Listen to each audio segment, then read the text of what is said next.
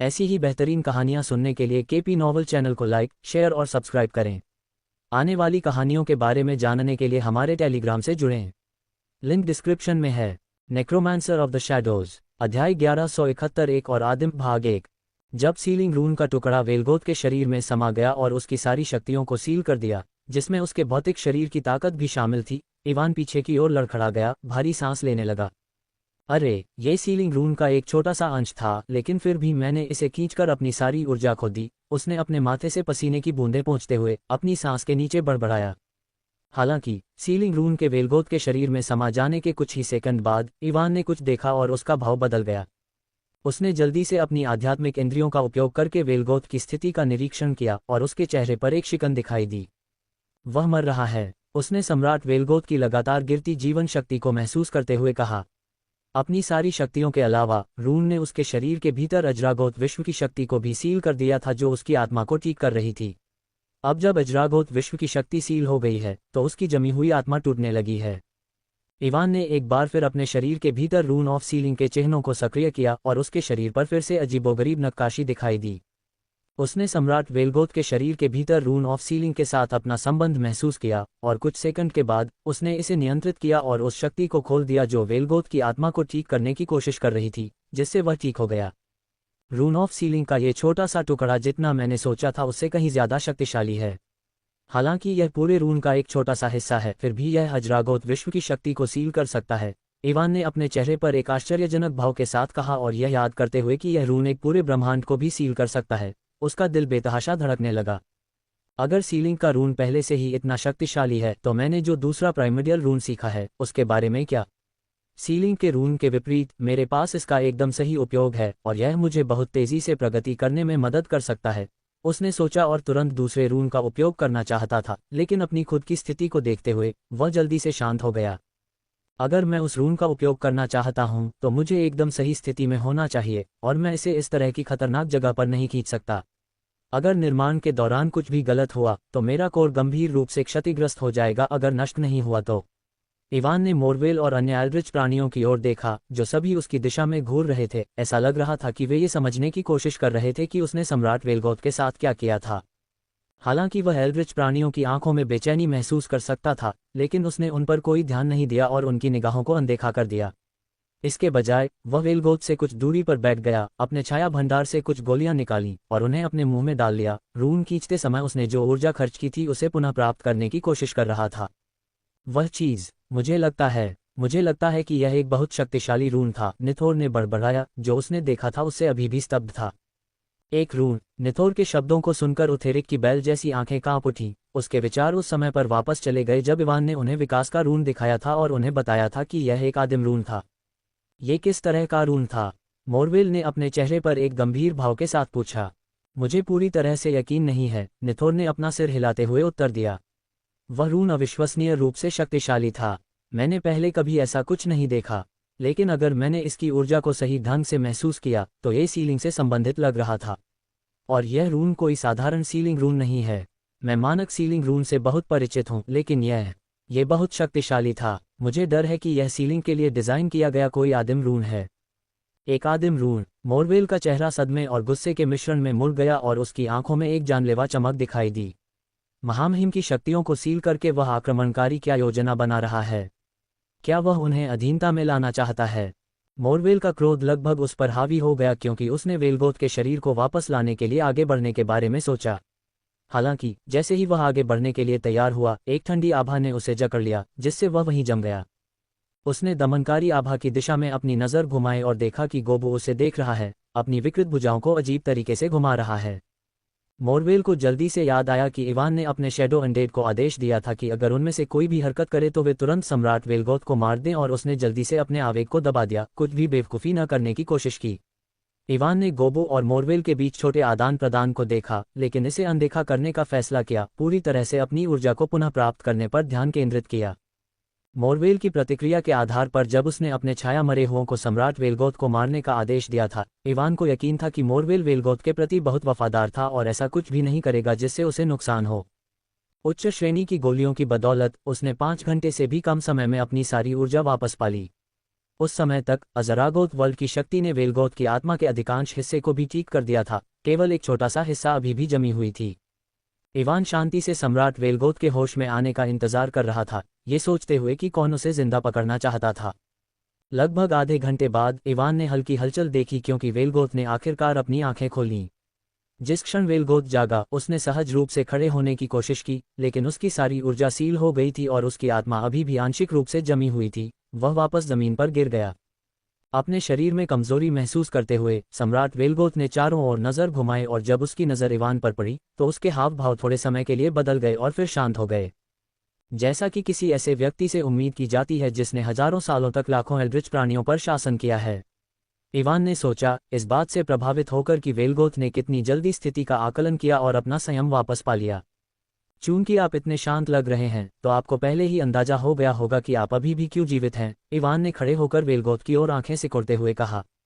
तो क्या आप अपनी मर्जी से मेरे साथ सहयोग करने को तैयार हैं, या मुझे आपको मनाने के लिए कुछ तरकीबें दिखानी चाहिए? सम्राट वेलगोथ इवान के शब्दों से हैरान नहीं हुए और उन्होंने ठंडे स्वर में जवाब दिया, अगर आपको लगता है कि आप मुझसे कुछ हासिल कर सकते हैं तो आप सपना देख रहे हैं। बस मुझे मार दो और काम खत्म करो। वेलगोथ की बात सुनकर इवान के हाव भाव नहीं बदले क्योंकि उसे इस तरह के जवाब की उम्मीद थी। चूंकि आप सहयोग करने को तैयार नहीं हैं, उसने गोबू की ओर देखते हुए कहा, हमारे औजार निकालो, हम इस आदमी पर एक छोटी सी नपुंसक सर्जरी करने जा रहे हैं।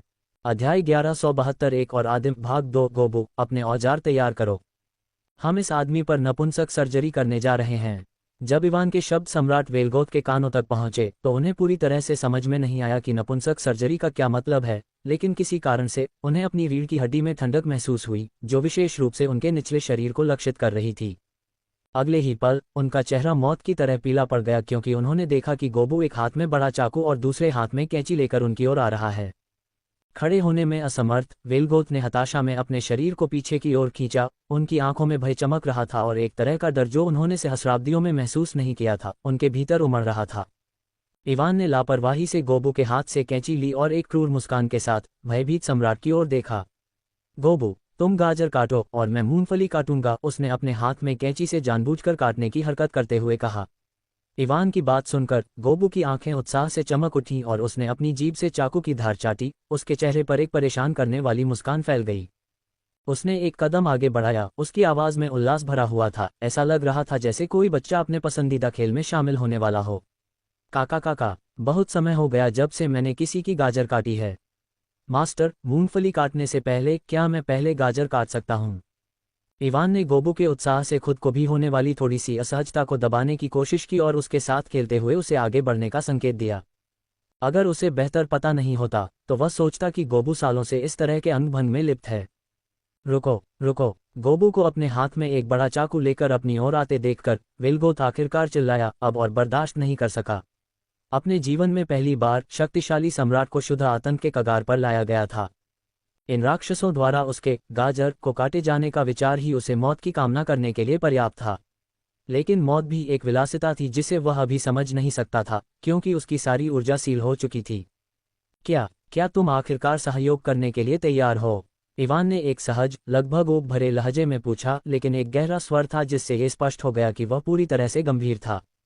इवान की सहज आवाज सुनकर वेलगोथ ने कई गहरी सांसें लीं। उसकी एक बार की शाही उपस्थिति एक भयभीत व्यक्ति की तरह सिमट गई। क्या ये वाकई जरूरी है? क्या तुम्हें मुझे इस तरह अपमानित करना चाहिए? बस मुझे मार दो और यह सब खत्म करो। वेलगोथ की बात सुनकर इवान के चेहरे पर एक मजाकिया मुस्कान दिखाई दी और वह धीरे धीरे उसके पास पहुंचा। तुम्हें मार डालूंगा, उसने हंसते हुए पूछा। क्या तुम्हें लगता है कि तुम मरने के बाद आजाद हो जाओगे? जब वह नीचे झुका तो उसकी आंखें काली पड़ गईं और वेलगोथ की नज़र सीधे उससे मिली। तुम जानते हो कि मैं कौन हूं और तुम जानते हो कि मेरे हाथों मरने वालों का क्या होता है। इवान के शब्द सुनकर वेलगोथ की आंखें कांप उठीं और उसका शरीर बेकाबू होकर कांप उठा। उसने अपने पीछे चुपचाप खड़े हजारों छायादार मरे हुओं को देखा। नोव एल बी JNN, तुम्हें मारे बिना तुमसे सवाल पूछना पहले से ही दया का काम है, इवान ने ठंडी आवाज में कहा। अगर तुम फिर भी जवाब देने से मना करोगे तो मैं तुम्हें आसानी से उनमें से एक बना सकता हूं और तुम बिना किसी हिचकिचाहट के वह सब कुछ बता दोगे जो मैं जानना चाहता हूं। क्या तुम ऐसा चाहते हो? इवान की बात सुनकर वेलगोथ चुप हो गया। उसकी नज़र हजारों छाया मरे हुओं पर टिकी हुई थी जो उसे घेरे हुए थे और एक लंबे विराम के बाद वह कर्कश आवाज में बोला, अगर तुम मुझे उनमें से एक बना सकते हो तो तुम ऐसा करने के बजाय मुझसे बात करने में समय क्यों बर्बाद कर रहे हो? ऐसा इसलिए है क्योंकि तुम्हारा पद बहुत ऊंचा है। तुम्हें उनमें से एक बनाने के लिए मुझे एक निश्चित कीमत चुकानी होगी, इवान ने हल्के स्वर में जवाब दिया, उसकी आंखें उदासीन हो रही थीं। लेकिन अगर तुम वास्तव में सहयोग करने से इनकार करते हो तो मुझे वह कीमत चुकाने में कोई आपत्ति नहीं है। वेलगोथ ने इवान की उदासीन आंखों में देखा और चुप रहा, ये सोचते हुए कि उसे क्या करना चाहिए। बेशक इवान की छाया मरे में बदलने के लिए कीमत चुकाने की सारी बातें पूरी तरह से बकवास थीं। मध्य स्तर रैंक 4 तक पहुंचे बिना उसके लिए वेलगोथ को छाया मरे में बदलना असंभव था, जो शुरुआती स्तर रैंक 5 को रिवॉल्वर था। लेकिन वेलगोथ को अपनी छाया पुनरुत्थान क्षमता की सीमाओं के बारे में पता नहीं था, इसलिए उसे विश्वास था कि जब तक वह वेलगोथ को यह विश्वास दिला सकता है कि वह उसे किसी भी समय छाया मरे में बदल सकता है, सम्राट निश्चित रूप से उसके सवालों का जवाब देगा। उसके इतने आश्वस्त होने का कारण सरल था। वेलगोथ ने अज़रागोथ दुनिया में सभी एल्ड्रिच प्राणियों पर दसियों हजार वर्षों तक शासन किया था। अब जब उसने उसे छाया मरे के रूप में अपना शाश्वत सेवक बनाने की धमकी दी है, तो उसके जैसा गर्वित सम्राट ऐसा भाग्य कैसे स्वीकार कर सकता है? वेलगोथ हमेशा के लिए गुलाम बनने के बजाय स्वेच्छा से सवालों का जवाब देना पसंद करेगा। अगर मैं आपके सवालों का जवाब देता हूं, तो आपको वादा करना होगा कि मेरे मरने के बाद आप मुझे उनमें से एक नहीं बनाएंगे। एक लंबी चुप्पी के बाद वेलगोथ ने आखिरकार कहा। उसने इवान से अपनी जान बख्शने के लिए नहीं कहा, क्योंकि वह जानता था कि केवल एक मूर्ख ही अपने दुश्मन को जीवित रहने देगा, और उसने जो कुछ भी देखा था उसके आधार पर वेलगोथ जानता था कि इवान ऐसी गलती करने वाला नहीं है। इसलिए उससे अपनी जान बख्शने के लिए कहने के बजाय उसने एक अनुरोध पर ध्यान केंद्रित किया कि इवान उसे मारने के बाद उसे एक छाया मरे हुए में न बदल दे। इवान ने एक पल के लिए वेलगोथ के दृढ़ चेहरे को देखा और थोड़ा पीछे हट गया। जरूर, जब तक तुम मेरे सवालों का जवाब दोगे मैं तुम्हारे अनुरोध का सम्मान करूंगा। वेलगोथ ने कुछ पलों के लिए इवान को देखा, फिर अपनी नज़र एल्ड्रिच जीवों पर घुमाई जो अभी भी उसके आदेश का इंतजार कर रहे थे, किसी भी समय छाया मरे हुए से लड़ने के लिए तैयार थे, और एक गहरी सांस ली। मुझे उम्मीद है कि वे यहाँ से भाग सकते हैं और विश्व मार्ग का उपयोग करके खुद को बचा सकते हैं। उसने इवान की ओर देखने से पहले सोचा। तुम क्या जानना चाहते हो? वेलगोथ ने अपने चेहरे पर एक शांत भाव के साथ पूछा। ऐसी कई बातें हैं जो मैं जानना चाहता हूँ, जैसे कि वे लोग कौन हैं जो मुझे जिंदा पकड़ने की कोशिश कर रहे हैं। तुम मुझे क्यों मारना चाहते हो और उनकी योजनाओं में हस्तक्षेप क्यों करना चाहते हो? और भी बहुत कुछ, इवान ने कहा और अपनी आंखें सिकोड़ लीं। लेकिन इन सब से पहले मुझे बताओ, तुम अज़रागोथ दुनिया में रैंक 5 पर एकमात्र एल्ड्रिच प्राणी क्यों हो, जबकि यह खेती के लिए इतनी अच्छी जगह है?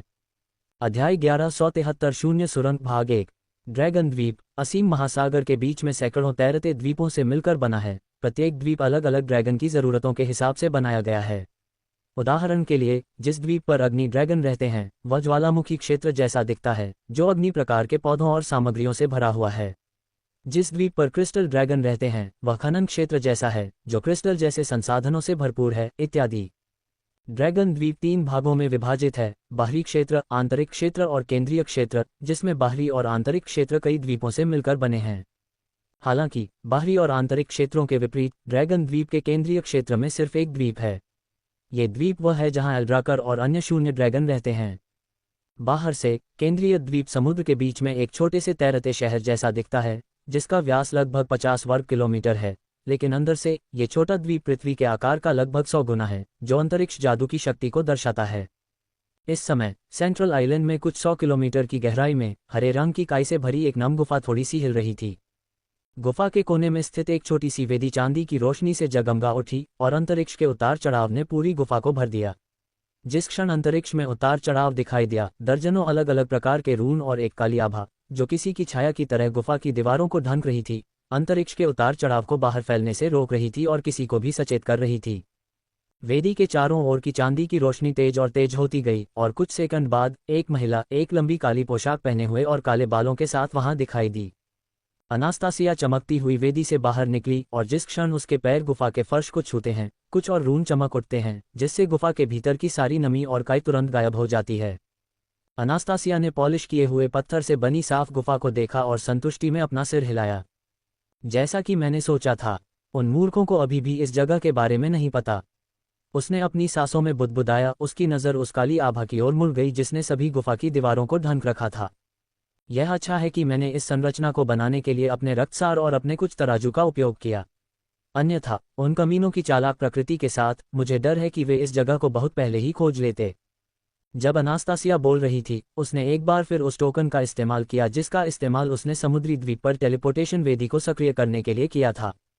जब उसने टोकन का इस्तेमाल किया तो ड्रैगन द्वीपों का एक होलोग्राफिक नक्शा एक बार फिर उसकी आंखों के सामने आ गया। हे, चूंकि वे मेरे टोकन के अस्तित्व के बारे में नहीं जानते हैं, इसलिए यह इतने सालों के बाद भी ड्रैगन द्वीपों के मूल से जुड़ा हुआ है।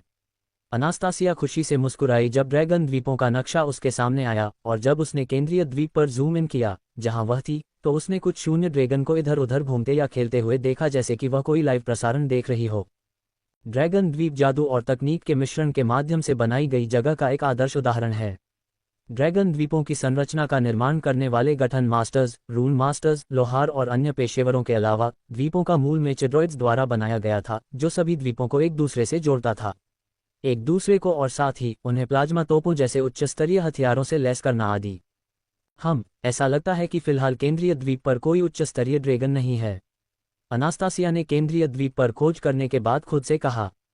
जब उसने सोचा कि उच्च स्तरीय ड्रैगन की अनुपस्थिति के कारण उसके लिए अपना कार्य पूरा करना मुश्किल नहीं होगा, तो उसने एक आदमी को देखा जिसके सिर के ऊपर 2 सींग थे, हरी मणि जैसी आंखें थीं, और उसके चेहरे के निचले हिस्से पर गहरे बैंगनी रंग के तराजू थे जो केंद्रीय द्वीप के बाहरी क्षेत्रों में स्थित एक पर्वत श्रृंखला की ओर उड़ रहा था। एक रैंक 4 शून्य ड्रैगन। क्या यह आदमी अभी केंद्रीय द्वीप में प्रवेश किया है? अनास्तासिया ने होलोग्राफिक मानचित्र के माध्यम से उस आदमी को देखकर एक भान उठाई, क्योंकि उसने अपनी पिछली खोज के दौरान उसे केंद्रीय द्वीप पर नहीं देखा था। वह आदमी जल्द ही बाहरी क्षेत्र में स्थित पर्वत श्रृंखला तक पहुंच गया और उसके सामने रुक गया। भगवान ज़ाल्थोराक, ड्रैगन सींग वाले व्यक्ति ड्रैजन ने पर्वत श्रृंखला के सामने झुकते हुए कहा। ज़ाल्थोराक नाम सुनते ही अनास्तासिया की आंखें सिकुड़ गईं और उसके दिमाग में एक विशाल बैंगनी ड्रैगन की छवि चमक उठी। गड़गड़ाहट। जैसे ही ड्रैगन की छवि उसके दिमाग में चमकी, ड्रैजन जिस पर्वत श्रृंखला को नमन कर रहा था वह कांपने लगी और अगले ही पल दसियों किलोमीटर व्यास का एक ड्रैगन का सिर उसके पीछे से बाहर निकला, अपनी ठंडी गहरी नीली आंखों से ड्रैजन को देख रहा था। मैं समझ गया, तो इन लोगों ने ड्रैगन द्वीप के कुछ क्षेत्रों को अपना निजी क्षेत्र बना लिया है, जहां मैं ड्रैगन द्वीप के केंद्र का उपयोग करके भी जासूसी नहीं कर सकता। अनास्तासिया ने खुद से कहा। आखिरकार उसे एहसास हुआ कि उसे पहले कोई उच्च स्तरीय ड्रैगन क्यों नहीं मिला था। ऐसा नहीं था कि ड्रैगन द्वीप पर एक भी उच्च स्तरीय ड्रैगन नहीं था, बल्कि यह था कि अधिकांश उच्च स्तरीय ड्रैगन ने केंद्रीय द्वीप के छोटे छोटे हिस्सों को अपने क्षेत्रों में बदल दिया था, जहां कोई भी उनकी जासूसी नहीं कर सकता था। अरे, मेरे टोकन में सर्वोच्च स्तर का अधिकार है जो अनुमति देता है ड्रैगन द्वीप पर स्थापित अधिकांश संरचनाओं को नियंत्रित करने के लिए मुझे नियुक्त किया गया था, लेकिन ऐसा लगता है कि उन्होंने कुछ पुरानी संरचनाओं को नए से बदल दिया है, और ये उच्च स्तरीय ड्रैगन मुझसे छिपने के लिए जिन संरचनाओं का उपयोग कर रहे हैं वे उनमें से एक हैं। अनास्तासिया ने अपने सिर को हिलाते हुए सोचा। अपनी आंखें सिकुड़ते हुए उसकी नज़र विशालकाय ड्रैगन के सिर पर पड़ी। ये बूढ़ा वास्तव में पिछले कुछ हजार वर्षों में शुरुआती स्तर रैंक 6 से मध्य स्तर रैंक 6 तक पहुंच गया है। सब कुछ कैसा चल रहा है? मध्य स्तर रैंक 6 ड्रैगन ज़ाल्थोरक ने ठंडी आवाज में पूछा, इस बात से अनजान कि अनास्तासिया उस पर नजर रख रही थी। अगर कुछ असामान्य नहीं होता है तो हम 3 या 4 महीनों के भीतर शून्य सुरंग को खोलने में सक्षम होंगे, ड्रैजन ने सम्मानपूर्वक जवाब दिया। ज़ाल्थोरक को संबोधित करते समय उसका स्वर सतर्क था। शून्य सुरंग। अनास्तासिया ने उनकी बातचीत सुनकर एक भान उठाए। ये सुनिश्चित नहीं था कि वे किस बारे में बात कर रहे थे, लेकिन जब उसने ज़ाल्थोरक के अगले शब्द सुने तो उसके चेहरे पर उदासी छा गई और उसकी आंखों में हत्या के इरादे की ठंडी चमक उठी। 3 महीने बहुत लंबे हैं। अगले कुछ दिनों में शून्य सुरंग खोलो। मुझे परवाह नहीं कि इसके लिए कितने संसाधन चाहिए, लेकिन मैं चाहता हूं कि तुम अगले 5 दिनों में उस शून्य सुरंग को खोलो और महामहिम एल्ड्राकर को बचाओ। अध्याय 1174 शून्य सुरंग भाग 2। 3 महीने बहुत लंबे हैं। अगले कुछ दिनों में शून्य सुरंग खोलो। मुझे परवाह नहीं कि इसके लिए कितने संसाधन चाहिए, लेकिन मैं चाहता हूं कि तुम अगले 5 दिनों में उस शून्य सुरंग को खोलो और महामहिम एल्ड्राकर को बचाओ। ज़ाल्थोरक की मांग सुनकर ड्रैजन के चेहरे पर नाटकीय रूप से बदलाव आया और वह हिचकिचाहट भरी आवाज में बोला, लॉर्ड ज़ाल्थोरक, सुरंग खोलने के लिए हमें बहुत सारे शून्य क्रिस्टल की ज़रूरत है। हमने खजाने से ज़्यादातर शून्य क्रिस्टल पहले ही इस्तेमाल कर लिए हैं। मुझे डर है कि अगले 5 दिनों में शून्य क्रिस्टल की पर्याप्त आपूर्ति के बिना हमारे लिए शून्य सुरंग खोलना असंभव होगा।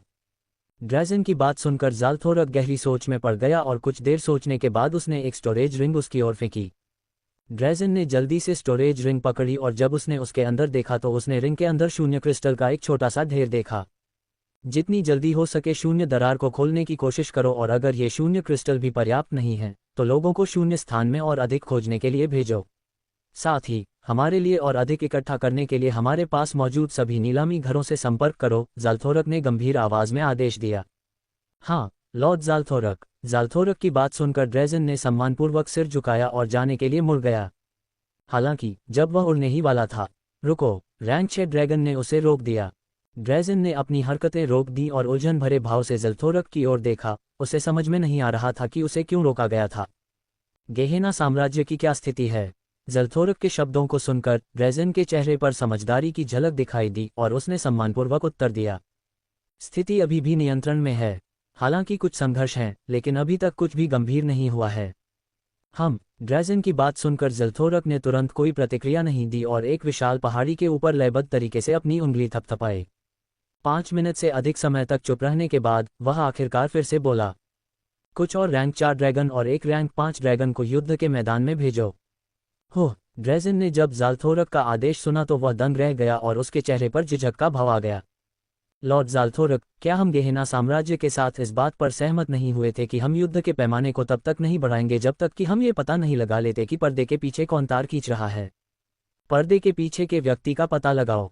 अनास्तासिया ने ड्रेजन की बातें सुनते हुए अपनी आंखें सिकोड़ लीं और उसके दिमाग में कई संभावनाएं कौंधीं।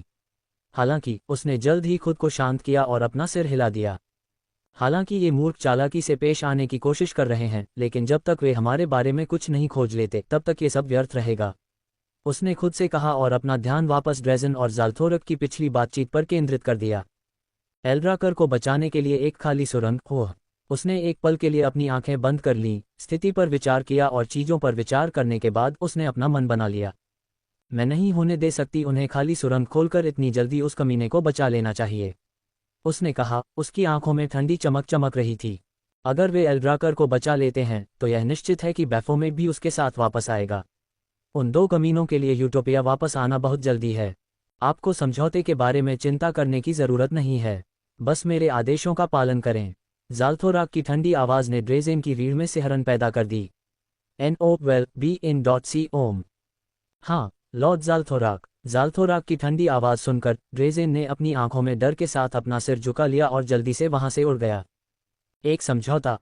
ज़ाल्थोरक ने ड्रेजन के नज़र से ओझल होने पर व्यंग्य किया, फिर पहाड़ियों के पीछे वापस लेट गया। समझौता सिर्फ दिखावा है, ड्रैगन आइलैंड्स के लिए मास्टरमाइंड को उजागर करने के उनके प्रयास में सहयोगी दिखने का एक तरीका है। लेकिन चून की कमज़ोर गेहेना साम्राज्य का फ़ायदा उठाने और कुछ फ़ायदे उठाने का इतना अच्छा मौका है, इसलिए बेशक हमें ऐसा करना ही होगा। अनास्तासिया ने ज़ाल्थोरक की बड़बड़ाहट सुनी और अपना सिर हिलाया, ये सोचकर कि बूढ़ा ड्रैगन पहले की तरह ही चतुर है। अब मुझे क्या करना चाहिए? क्या मुझे वह कार्य पूरा करना चाहिए जो मुझे ड्रैगन द्वीप पर लाया, या मुझे? अनास्तासिया ने दूर तक देखा और उसकी आंखों में हत्या के इरादे की एक झलक दिखाई दी। क्या मुझे एल्ड्राकर और बैफोमेट को बचाने के लिए शून्य सुरंग खोलने की कोशिश कर रहे उन ड्रैगन को मार देना चाहिए? अनास्तासिया ने अपने सामने होलोग्राफिक मानचित्र का अध्ययन किया और अपने स्थान के नीचे समुद्र की खोज करने की कोशिश की। हालांकि जब उसने ऐसा करने का प्रयास किया तो उसे एहसास हुआ कि उसे ड्रैगन द्वीप के मूल से जुड़े अवलोकन गठन को सक्रिय करने की आवश्यकता होगी। ये गठन द्वीपों के चारों ओर लाखों किलोमीटर की निगरानी करता था और ड्रैगन द्वीप के मूल में स्थापित आई द्वारा नियंत्रित किया जाता था। अपने टोकन के साथ उसके लिए अवलोकन गठन का उपयोग करना मुश्किल नहीं होगा, लेकिन ऐसा करने से ज़ाल्थोरक जैसे उच्च स्तरीय ड्रैगन का ध्यान तुरंत आकर्षित होगा, जो किसी भी विसंगति को नोटिस करेंगे। ये गठन लगातार ड्रैगन द्वीप के आसपास की निगरानी करता है, और अगर यह अचानक द्वीपों के नीचे समुद्र पर ध्यान केंद्रित करता है तो इसे छिपाना असंभव होगा। लगता है मुझे खुद ही समुद्र में गोता लगाना पड़ेगा। अनास्तासिया ने आह भरी और अपना सिर हिलाया। लेकिन अगर मैं खुद वहां जाकर उस चीज़ की तलाश करूंगी तो कौन जानता है कि इसमें कितना समय लगेगा। जब तक मैं उसे ढूंढूंगी और वापस आऊंगी तब तक वे पहले ही शून्य सुरंग खोल चुके होंगे और एल्ड्राकर और बैफोमेट को बचा चुके होंगे। अनास्तासिया ने अपना पैर जमीन पर पटका, भौहें सिकुड़ते हुए अपने अगले कदम के बारे में सोचा। अचानक एक विचार उसके दिमाग में बिजली की तरह कौंधा। मैं कितनी बेवकूफ़ हूँ। उसने अपने माथे पर थपकी दी और अपना संचार क्रिस्टल निकाला। वह कबाड़ इकट्ठा करने वाली अभी भी युद्ध के मैदान में सामान इकट्ठा कर रही है। वह असीम महासागर से ज्यादा दूर नहीं है। मुझे बस उससे इस काम को निपटाने के लिए कहना चाहिए। अनास्तासिया ने एशले को एक संदेश भेजा और संतुष्टि में सिर हिलाया। अंतरिक्ष कानून की उसकी महारत के साथ शून्य सुरंग को नष्ट करना एक आसान काम होना चाहिए, और अगर उसे खतरे का सामना भी करना पड़े तो उसे सुरक्षित रूप से भागने में कोई परेशानी नहीं होनी चाहिए। एशले को संदेश भेजने के बाद अनास्तासिया ने प्रतिक्रिया की प्रतीक्षा किए बिना अपना संचार क्रिस्टल रख दिया और आगे बढ़ गई। वह गुफा की दीवार के पास पहुंची, उस पर अपना हाथ रखा और कई रून चमक उठे। अचानक दीवार खुल गई और अनास्तासिया बाहर निकल गई। दीवार उसके पीछे बंद हो गई और वह एक सुरंग के सामने रह गई जो समुद्र की ओर जाती थी। जैसे ही वह गुफा से बाहर निकली, एक काली आभा ने उसे घेर लिया, जिससे वह पूरी तरह से अदृश्य हो गई। ये पता लगाने का समय आ गया है कि वह वास्तव में मुझसे क्या जांच करवाना चाहता था। उसने अपनी सांस के नीचे बड़बड़ाया और सुरंग में उतरना शुरू कर दिया। अध्याय 1175 एक और आदिम भाग 3। मुझे बताओ, तुम अजरागोथ दुनिया में रैंक 5 पर एकमात्र एल्ड्रिच प्राणी क्यों हो, जबकि यह खेती के लिए इतनी अच्छी जगह है। जब से इवान ने सम्राट वेलगोथ और अन्य एल्ड्रिच प्राणियों के खिलाफ लड़ाई शुरू की थी, तब से वह इसी सवाल के बारे में उत्सुक था। चाहे वह विश्वसार की एकाग्रता हो या वैचारिक ऊर्जा को समझने की गति, अजरागोथ दुनिया में सब कुछ यूटोपिया से बेहतर लगता है। चूंकि अजरागोथ दुनिया का वातावरण बेहतर है, तो सम्राट वेलगोथ केवल रैंक 5 पर क्यों है? वह इस दुनिया का शासक है, क्या उसे रैंक 6 तक नहीं पहुंचना चाहिए था, खासकर इस दुनिया के सभी संसाधनों के साथ? न केवल वह हजारों वर्षों के बाद भी रैंक 5 के शुरुआती स्तर पर है, बल्कि उसके अधीन अन्य एल्ड्रिच प्राणी भी बहुत उच्च रैंक वाले नहीं हैं। एजरागोथ वर्ल्ड में लाखों एल्ड्रिच जीवों से लड़ने के बाद इवान ने पाया कि इन जीवों का औसत स्तर केवल शुरुआती स्तर रैंक 2 है। कुछ रैंक 3 तक पहुंचते हैं और नायथोर जैसे जीव, जो रैंक 4 पर हैं, और भी दुर्लभ हैं। अगर एजरागोथ वर्ल्ड का वातावरण उपयुक्त नहीं होता, तो यह समझ में आता कि वहां बहुत से उच्च स्तरीय कोर इवॉल्वर नहीं थे। लेकिन विश्वसार की प्रचुरता और स्पष्ट अवधारणाओं के साथ जो वैचारिक ऊर्जा की समझ को बढ़ाना चाहिए, ये वास्तव में अजीब था कि एल्ड्रिच जीवों का स्तर इतना कम रहा। इसलिए इवान वास्तव में जानना चाहता था कि इस दुनिया में क्या चल रहा है। जब सम्राट वेलगोथ ने इवान का सवाल सुना, तो उसकी अभिव्यक्ति अजीब हो गई। आप किस बारे में बात कर रहे हैं? क्या आपको लगता है कि ऐसे वातावरण में आगे बढ़ना आसान है जहां आप एक भी अवधारणा को स्पष्ट रूप से महसूस नहीं कर सकते? हाँ, इवान वेलगोथ के शब्दों से चौंक गया। एक भी अवधारणा को स्पष्ट रूप से महसूस नहीं कर सकते। उसने शून्य ऊर्जा की अपनी समझ को बढ़ाने के लिए एक बार फिर शून्य की अवधारणा को महसूस करने की कोशिश की और पाया कि यहाँ शून्य की अवधारणा को समझना बहुत आसान था। ये सोचकर कि वेलगोथ उससे झूठ बोल रहा है, इवान की आंखें ठंडी हो गईं और उसने अपने हाथ में बड़ी कैंची से एक टुरकती हुई हरकत की। क्या तुम मेरे साथ खिलवाड़ कर रहे हो? इवान के काटने की हरकत करने पर वेलगोथ का निचला शरीर ठंडा हो गया और उसने तुरंत अपना सिर हिला दिया। मैं सच कह रहा हूँ। यह एक कृत्रिम रूप से निर्मित दुनिया है, इसलिए भले ही यह विश्वसार में समृद्ध है, फिर भी किसी के लिए भी अपनी रैंक को आगे बढ़ाना बहुत मुश्किल है। हालांकि वैचारिक ऊर्जा की अपनी समझ को लगभग 25% तक बढ़ाना और रैंक 2 तक पहुंचना संभव है, लेकिन रैंक 3 तक पहुंचना लगभग असंभव है। कृत्रिम रूप से निर्मित दुनिया में वैचारिक ऊर्जा की अपनी समझ को आगे बढ़ाना बेहद मुश्किल है। यही कारण है कि यहाँ अधिकांश जीव केवल रैंक 2 तक ही पहुंच पाते हैं और केवल असाधारण प्रतिभा वाले लोग ही रैंक 3 तक पहुंच पाते हैं। आप कह रहे हैं कि यहाँ अवधारणाओं को महसूस करना मुश्किल है क्योंकि ये दुनिया कृत्रिम रूप से बनाई गई है। वेलगोथ की बात सुनकर इवान के चेहरे पर गहरी उदासी छा गई। उसे यकीन नहीं था कि वह सच कह रहा है या नहीं, क्योंकि यह उसके अपने अनुभव से मेल नहीं खाता था, क्योंकि वह सभी अवधारणाओं को बहुत स्पष्ट रूप से समझ सकता था। हाँ, और केवल इतना ही नहीं, ये कृत्रिम दुनिया अराजक क्षेत्र में स्थित है, जिससे वैचारिक ऊर्जा को समझना और भी कठिन हो जाता है। यदि आपके पास असाधारण प्रतिभा नहीं है, तो अजरागोथ दुनिया में रैंक 3 तक पहुंचना लगभग असंभव है। इवान ने वेलगोथ को ध्यान से देखा और ऐसा नहीं लगा कि वह झूठ बोल रहा था। अगर वह जो कहता है वह सच है और इस दुनिया में अवधारणाओं को महसूस करना मुश्किल है, तो मैं उन्हें इतनी स्पष्टता से क्यों महसूस कर सकता हूँ? उसने अपने चेहरे पर उलझन भरी नज़र से सोचा। जब वह सोच रहा था, तो अचानक उसके दिमाग में एक विचार आया। क्या यह इस वजह से हो सकता है? उसने अपना हाथ अपनी छाती पर रखा, अपनी धड़कन को महसूस किया। एजरोथ ने मुझे बताया कि हॉट ऑफ ओरिजिन मेरी स्थिति को दर्शाता है, क्योंकि मैं ओरिजिन धारकों में से एक हूं और इसके बिना मैं ओरिजिन यूनिवर्स में प्रवेश नहीं कर सकता। जबकि अन्य कारण भी हो सकते हैं, मुझे इस बात का पक्का एहसास है कि मैं सभी अवधारणाओं को इतनी स्पष्टता से महसूस कर सकता हूं। इसका कारण हॉट ऑफ ओरिजिन है। इवान ने यह महसूस करने की कोशिश की कि क्या अजरागोथ वर्ल्ड में पहुंचने के बाद उसके हॉट ऑफ ओरिजिन में कुछ अलग था, लेकिन कुछ समय तक उसका अवलोकन करने के बाद उसे कुछ भी असामान्य नहीं लगा, इसलिए उसने अंततः हार मान ली। अगर यहाँ लोगों के लिए अवधारणाओं को समझना मुश्किल है क्योंकि यह एक कृत्रिम रूप से बनाई गई दुनिया है, तो आप रैंक 5 तक कैसे पहुंचे? निश्चित रूप से ये केवल इसलिए नहीं था क्योंकि आप बहुत प्रतिभाशाली हैं, है ना? आप सही कह रहे हैं। इवान के शब्दों को सुनकर वेलगोथ की अभिव्यक्ति शांत रही और उसने उत्तर दिया, मैं रैंक 5 तक पहुंचने में सक्षम था क्योंकि मैंने इस दुनिया के मूल को परिष्कृत किया था। वास्तव में कोर की मदद के बिना इस दुनिया में रैंक 3 से आगे जाना असंभव होगा। NOWELL-BE-IN.C ओम।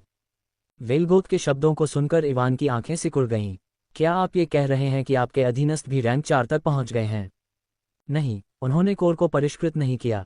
इवान के बोलने से पहले ही वेलगोथ ने उसे बीच में रोक दिया। वे रैंक 4 तक पहुंचने में सक्षम थे क्योंकि मैंने उनके साथ विश्व कोर की ऊर्जा साझा की थी। इवान चुप रहा, वेलगोथ के जारी रखने की प्रतीक्षा कर रहा था। आपने मेरे कई सैनिकों से लड़ाई की है, इसलिए आपको इस घटना के बारे में पता होना चाहिए जहां लोगों के शरीर उनकी मृत्यु के बाद दुनिया द्वारा अवशोषित कर लिए जाते हैं, है ना? हाँ, वेलगोथ की बात सुनकर इवान ने अपना सिर हिलाया क्योंकि यह एक और बात थी जो उसे हैरान कर रही थी। ये वास्तव में विश्वकोर का काम है। एक बार जब कोई अज़रागोथ दुनिया में मर जाता है तो उसकी सारी ऊर्जा उसमें अवशोषित हो जाती है। एक बार जब विश्वकोर मृतकों की ऊर्जा को अवशोषित कर लेता है तो यह उस ऊर्जा को शुद्ध सार में बदल देता है, जिसका उपयोग खेती को तेज करने के लिए किया जा सकता है। चाहे यह वैचारिक ऊर्जा की समझ को बढ़ाने के लिए हो या कानूनों की समझ को गहरा करने के लिए, ये शुद्ध सार सभी कोर इवॉल्वर्स के लिए फायदेमंद है, चाहे उनकी रैंक कुछ भी हो। इवान दंग रह गया जब उसने सम्राट वेलगोथ की बात सुनी क्योंकि उसने शवों के गायब होने के पीछे इस तरह के बेतुके स्पष्टीकरण की उम्मीद नहीं की थी। तो वेलगोथ और उसके अधीन उच्च स्तरीय कोर इवॉल्वर्स विश्व कोर द्वारा बनाए गए इस सार के कारण आगे बढ़ने में सक्षम थे। हो, इवान ने चुपचाप बड़बड़ाया, उसकी आंखें एक अजीब रोशनी से चमक रही थीं। चूंकि सभी कोर इवॉल्वर्स इस सार का उपयोग कर सकते हैं, तो क्या इसका मतलब यह नहीं है कि मैं भी इसका उपयोग अपनी रैंक बढ़ाने के लिए कर सकता हूं? अध्याय 1176 एक और आदिम भाग 4। चूंकि हर कोई इस शुद्ध सार का उपयोग कर सकता है, तो क्या इसका मतलब यह नहीं है कि मैं भी इसका उपयोग अपनी रैंक बढ़ाने के लिए कर सकता हूं? इवान ने सोचा, उसकी आंखें चमक रही थीं जब वह वेलगोथ को देख रहा था। जब वेलगोथ ने इवान की आंखों में चमक देखी तो उसे एक अज्ञात खतरा महसूस हुआ और उसने सावधानी से अपने शरीर को पीछे की ओर खींचा। उसके चेहरे पर एक सतर्क भाव था। तुम क्या चाहते हो? जब इवान ने वेलगोथ की प्रतिक्रिया देखी तो वह मीठी मुस्कान के साथ मुस्कुराया और अपने हाथ में बड़ी कैंची से खेलते हुए बोला, मुझे अज़रागोथ वर्ल्ड का वर्ल्ड कोर दे दो। जब इवान के शब्द सुनकर वेलगोथ दंग रह गया, लेकिन उसने जल्दी से अपना संयम वापस पा लिया और अपना सिर हिला दिया। मैं वर्ल्ड कोर यहाँ अपने साथ नहीं लाया, उसने अपना हाथ ऊपर उठाते हुए कहा जैसे कि इवान को अपनी स्टोरेज रिंग दिखाना चाहता हो। लेकिन जब उसने अपने हाथ पर नजर डाली तो उसने देखा कि उसकी स्टोरेज रिंग गायब थी। क्या तुम इसे ढूंढ रहे हो? वेलगोथ ने इवान की आवाज़ सुनी और उसे अपनी उंगलियों के बीच एक अंगूठी घुमाते हुए देखा। इवान के पास अपनी स्टोरेज रिंग देखकर वेलगोथ चुप रहा, लूटे गए व्यक्ति का दुख महसूस करना। आपकी असली स्टोरेज रिंग कहाँ है? इवान ने वेलगोथ के शांत व्यवहार को अनदेखा किया और उसी सहज स्वर में पूछा, तुम्हारा क्या मतलब है? मेरे पास सिर्फ यही स्टोरेज रिंग है। हाँ, क्या तुम मुझे मूर्ख समझते हो? वेलगोथ की बात सुनकर इवान ने व्यंग्य किया और रिंग उसे वापस फेंक दी। कुछ औषधियों, गोलियों, सार पत्थरों और कुछ छोटी मोटी वस्तुओं के अलावा उस रिंग में कोई मूल्यवान वस्तु नहीं है। क्या तुम सच में मुझे बता रहे हो कि अज़रागोथ दुनिया के शासक के पास हजारों साल बाद सिर्फ ये तुच्छ चीजें ही हैं? इवान के शब्दों पर सम्राट वेलगोथ का चेहरा थोड़ा अजीब हो गया और उसने उसे अजीब तरह से देखा। मैं यहाँ तुम्हारे खिलाफ युद्ध करने आया हूँ। क्या तुम्हें लगता है कि मैं मूर्ख हूँ और युद्ध के मैदान में कोई भी मूल्यवान वस्तु लेकर आऊंगा जहाँ मैं किसी भी क्षण मर सकता हूँ? केवल एक नासमझ मूर्ख ही युद्ध में मूल्यवान वस्तुएं ले जाएगा और उनकी मृत्यु के बाद उन्हें अपने शत्रु को सौंप देगा। इवान कुछ क्षण के लिए अवाक रह गया जब उसने वेलगोथ के शब्द सुने। उसे एहसास हुआ कि उसका तर्क बिल्कुल सही था। इसलिए मैंने अब तक जितने भी एल्ड्रिच जीवों को मारा है, उनसे मुझे कुछ भी मूल्यवान नहीं मिला। उसने सिर हिलाते हुए आह भरी। और यहाँ मैंने सोचा कि मैंने जितने भी लोगों को मारा है, वे सब गरीबी से पीड़ित मूर्खों का एक समूह हैं। इवान ने चुपचाप सम्राट वेलगोथ को देखा और अंत में वह पूछने से खुद को नहीं रोक सका, क्या आप मेरी आजीविका छीनने की योजना बना रहे हैं?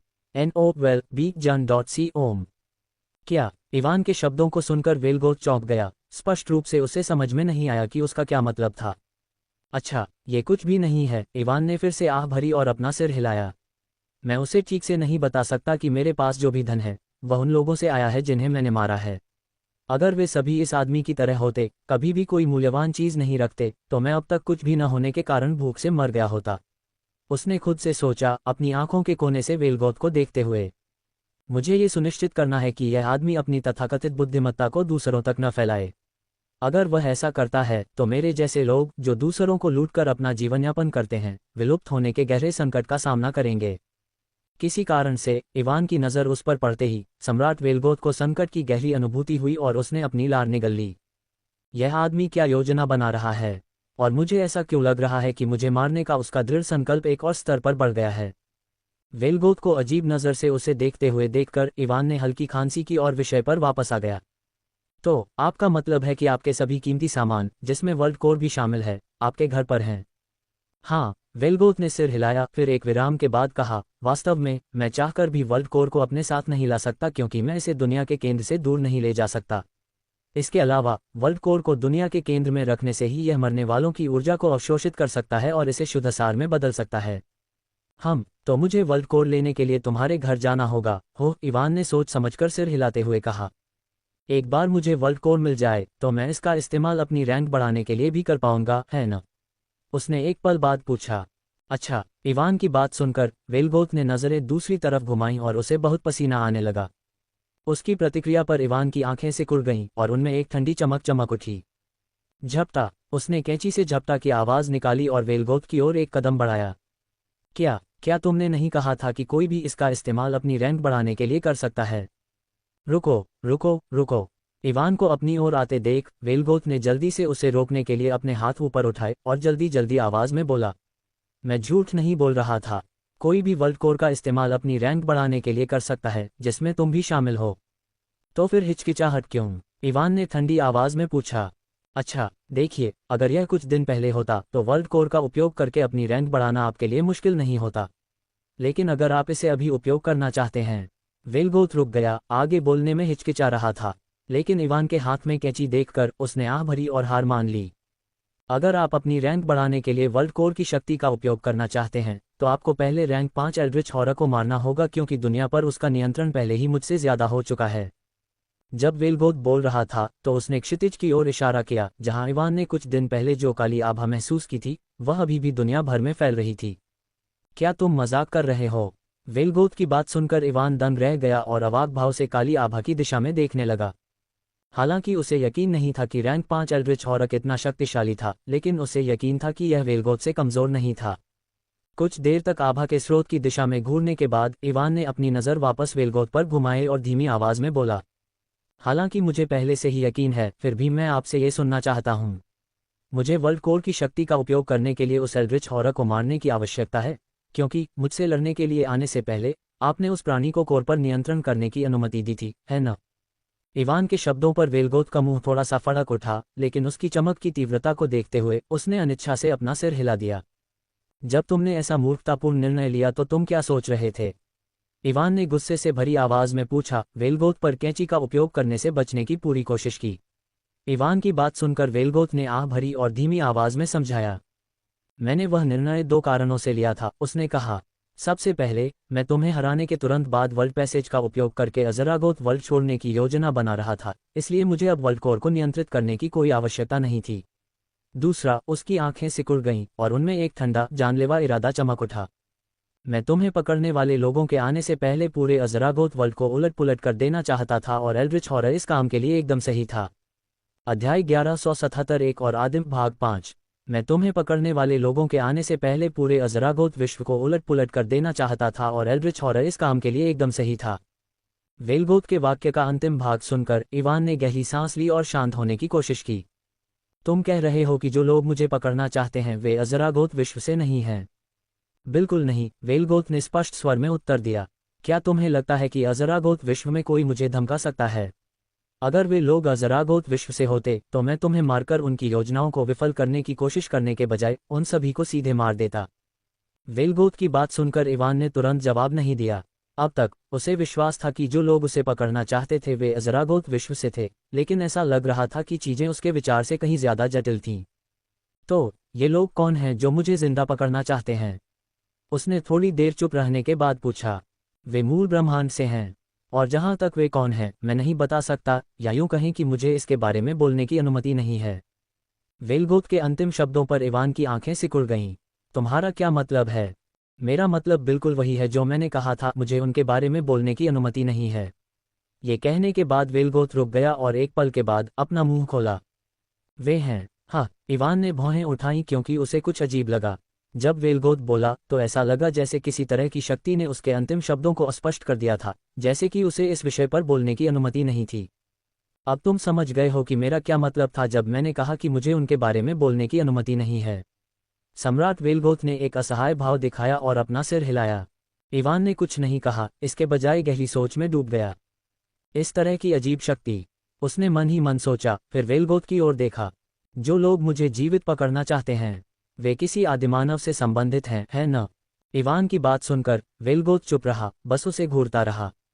हालांकि उसने कुछ नहीं कहा, लेकिन इवान को उसका जवाब मिल चुका था। तो जो लोग मुझे पकड़ना चाहते हैं वे वास्तव में किसी अन्य आदिमानव से संबंधित हैं। उसने अपनी घबराहट को शांत करने के लिए एक गहरी सांस ली और वह अधिक से अधिक भ्रमित महसूस कर रहा था। वह समझ नहीं पा रहा था कि वे उसे जीवित क्यों पकड़ना चाहते थे या वेलगोथ इन लोगों के साथ कैसे जुड़ा हुआ था। इसके अलावा रैंक 3 पर अपनी सफलता के दौरान पहली बार उसे देखने पर वेलगोथ ने जिस तरह से प्रतिक्रिया की और जिस तरह से उसने बात की, उससे ये स्पष्ट था कि वेलगोथ को एजरोथ के बारे में लंबे समय से पता था। लगभग ऐसा लगा जैसे वह एजरोथ की दुनिया में सिर्फ उसका इंतजार कर रहा था। अगर मैं सब कुछ एक साथ जोड़ूं तो ऐसा लगता है कि जो लोग मुझे पकड़ना चाहते हैं वे लंबे समय से जानते थे कि मैं एक दिन एजरागोथ वर्ल्ड में आऊंगा। इवान ने सोचा, उसकी आंखों में एक ठंडी रोशनी चमक रही थी और उसे लगा कि उसके साथ कोई खेल रहा है। उसने उस काली आकृति के बारे में सोचा जिसने पृथ्वी पर पोर्टल बनाया था, जिसने उसे एजरागोथ वर्ल्ड में भेजा था, और उसकी आंखों में ठंडक और बढ़ गई। NOWELL-BE-IN.C क्या वह कमीना पर्दे के पीछे सब कुछ हेरफेर कर रहा है? इवान की नज़र वापस सम्राट वेलगोथ पर गई, जो उसे चुपचाप देख रहा था, और एक पल के बाद उसने दूसरा सवाल पूछा। आप उन लोगों की पहचान के बारे में बात नहीं कर सकते जो मुझे जिंदा पकड़ना चाहते हैं, लेकिन निश्चित रूप से आप अपने बारे में बात कर सकते हैं, है ना? इवान के शब्दों को सुनकर सम्राट वेलगोथ ने एक मजाकिया मुस्कान दिखाई और आत्महीनता भरे लहजे में बोला, मेरे जीवन में कुछ भी खास नहीं है। जब से मैं पैदा हुआ हूँ मैं इस दुनिया में फंसा हुआ हूँ, या यूं कहें कि इस जेल में, इसलिए मुझे नहीं लगता कि मेरे जीवन के बारे में बताने लायक कुछ भी है। एक जेल हो? इवान ने महत्वपूर्ण शब्द को समझा और उसकी आंखें चमक उठीं। तो तुम और दूसरे एल्ड्रिच प्राणियों को बहुत पहले यहाँ उन लोगों ने भेजा था जो मुझे जिंदा पकड़ना चाहते थे, और जब तुमने मुझे रैंक 3 पर पहुंचने के दौरान देखा तो तुमने तुरंत उन्हें मेरे बारे में बताया। लेकिन ऐसा लगता है कि उसके बाद तुम्हारे और उनके बीच किसी तरह का मनमुटाव हुआ, इसलिए उन्हें सूचित करने के बाद तुमने मुझे मारने और मुझे जिंदा पकड़ने की उनकी योजना को विफल करने का फैसला किया, सही है? इवान ने अपनी आंखें वेलगोथ पर टिकाए रखीं और उसके चेहरे पर आश्चर्य की झलक देखकर उसे पता चल गया कि उसके ज्यादातर अनुमान सही थे। अरे, अब मुझे क्या करना चाहिए? उसने अपना माथा रगड़ा, ये जानते हुए कि चूंकि वेलगोथ ने उन्हें पहले ही सूचित कर दिया था वे जल्द ही उसके लिए आएंगे। चूंकि वेलगोथ पहले से ही रैंक 5 पर है, इसलिए जो भी अगला आएगा वह और भी मजबूत होने की संभावना है। इवान का दिमाग तेजी से चलने लगा और थोड़ी देर सोचने के बाद उसने एक और सवाल पूछा। मेरे आने से बहुत पहले ही तुम्हें यहाँ भेजा गया था। उन्हें कैसे पता था कि मैं किसी दिन यहाँ आऊँगा? क्या उनके पास भविष्य की भविष्यवाणी करने की कोई क्षमता है? वेलगोथ ने अपना सिर हिलाया। अज़रागोथ वर्ल्ड ओरिजिन यूनिवर्स और कैओटिक जोन के बीच स्थित है। अगर कोई कैओटिक जोन को पार करके ओरिजिन यूनिवर्स में प्रवेश करना चाहता है तो उसे अज़रागोथ वर्ल्ड से गुजरना होगा। मुझे नहीं लगता कि उनके पास भविष्य की भविष्यवाणी करने का कोई कौशल है। वे भविष्यवाणी करने में सक्षम थे कि तुम यहाँ आओगे क्योंकि कैओटिक जोन को पार करने के लिए इस दुनिया से गुजरना जरूरी है। तो तुम्हारा मतलब है कि उन्होंने भविष्यवाणी की थी कि मैं किसी दिन अज़रागोथ दुनिया में दिखाई दूंगा क्योंकि मूल ब्रह्मांड में प्रवेश करने के लिए यहाँ से गुजरना जरूरी है? हाँ, वेलगोथ ने सिर हिलाया। तो उनके पास ऐसा कोई कौशल नहीं है जो उन्हें भविष्य देखने देता हो। इवान ने मन ही मन सोचा और उसकी नज़र अज़रागोथ दुनिया में पहुंचने के बाद उसे मिले 3 कार्यों पर पड़ी। 1. सम्राट वेलगोथ को मार डालो। 2. विश्व मार्ग को बंद करो। 3. कृत्रिम दुनिया को नष्ट करो। अज़रागोथ कार्यों को पूरा करने के लिए इनाम, मूल सार। अपने सामने 3 कार्यों को देखते हुए इवान के होंठ एक ठंडी हंसी में बदल गए और उसने स्टेटस विंडो बंद कर दी। क्या बकवास है? चूंकि मैं कुछ करने जा रहा हूं इसलिए मैं इसे अपने तरीके से करूंगा। उसने सम्राट वेलगोथ की ओर देखा जिसकी शक्तियां अभी भी बंद थीं और उसके चेहरे पर एक विचारशील भाव प्रकट हुआ। कहो वेलगोथ, क्या तुम मेरे साथ कोई सौदा करना चाहते हो? अध्याय 1178 ग्रेवेनहॉर्ट बेस्टियन भाग 1। कुछ भी बेवकूफ़ी करने के बारे में मत सोचो। जिस क्षण तुम कुछ अजीब करने की कोशिश करोगे रून एक बार फिर सक्रिय हो जाएगा। और इवान ने गहरी आवाज में कहा, अपनी कैंची से एक तड़कती हुई हरकत करते हुए, जबकि गोबू ने अपने चेहरे पर एक खतरनाक भाव के साथ अपने बड़े चाकू के ब्लेड को चाटा। मैं कोई ऐसा व्यक्ति नहीं हूं जो अपने वचन से पीछे हट जाए। जब तक तुम ऐसा कुछ नहीं करते जिससे मुझे या मेरे लोगों को नुकसान पहुंचे, मैं तुम्हारी मदद करने के लिए अपनी शक्ति के भीतर सब कुछ करूंगा। वेलगोथ ने शांति से उत्तर दिया और जमीन से उठ खड़ा हुआ, थोड़ा मुस्कुराया क्योंकि उसने महसूस किया कि शक्ति एक बार फिर उसके शरीर में प्रवाहित हो रही है। मूल ब्रह्मांड से वे लोग कब आएंगे? इवान ने वेलगोथ के शब्दों पर सिर हिलाया और पूछा।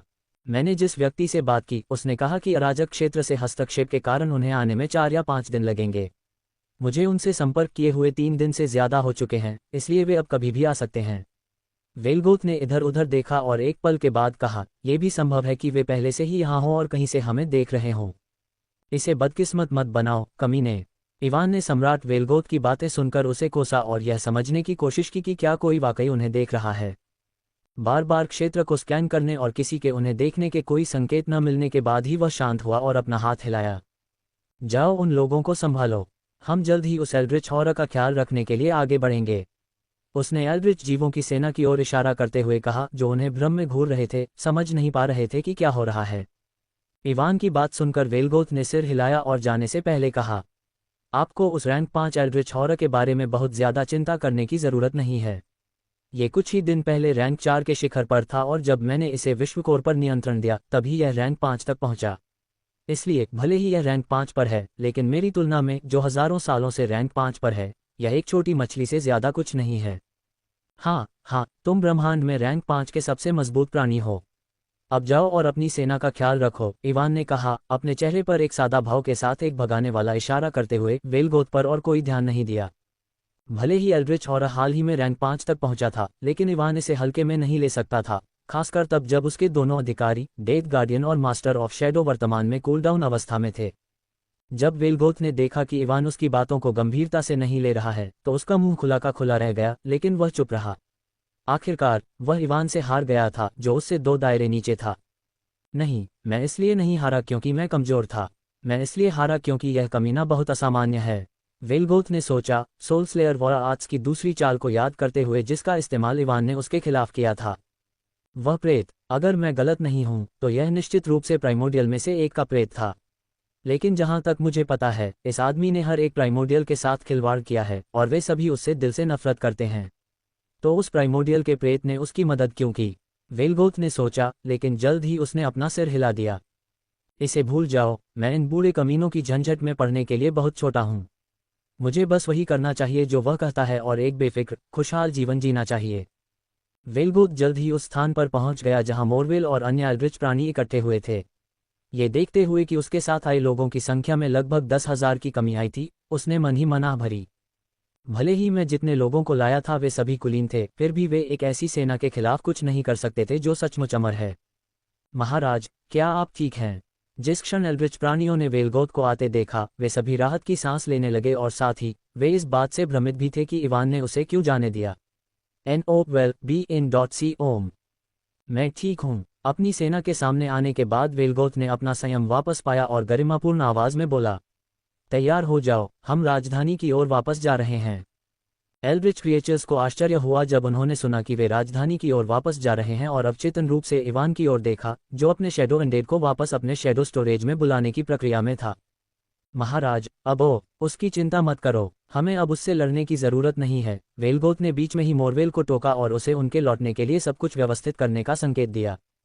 मोरवेल समझ गया कि वेलगोथ इस मामले पर सबके सामने चर्चा नहीं करना चाहता था, इसलिए उसने सिर हिलाया और सभी एल्ड्रिच क्रिएचर्स को निर्देश देना शुरू कर दिया। जल्द ही सभी एल्ड्रिच क्रिएचर्स वापस जाने के लिए तैयार हो गए और वेलगोथ इवान के पास गया। अब हम वापस जा सकते हैं। ठीक है, इवान ने सिर हिलाया और उस अवरोध की ओर चल दिया जिसने पहले उसे आगे बढ़ने से रोका था।